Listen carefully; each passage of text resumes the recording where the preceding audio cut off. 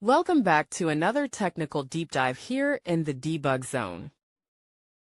Today we're tackling a big question and breaking it down with insights from other users.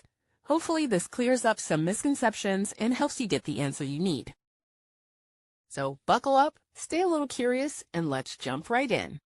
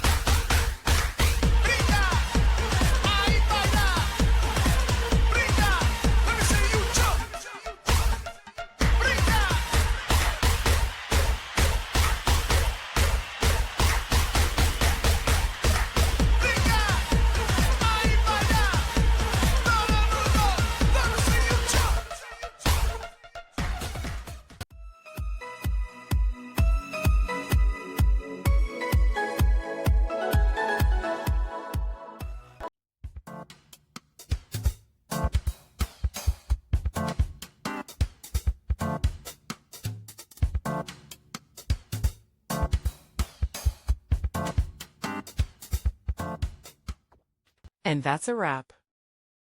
I hope you found the answer you were looking for. If you did, take a second to hit that subscribe button. It really helps out. And let me know in the comments which solution worked best for you. See you next time in the debug zone.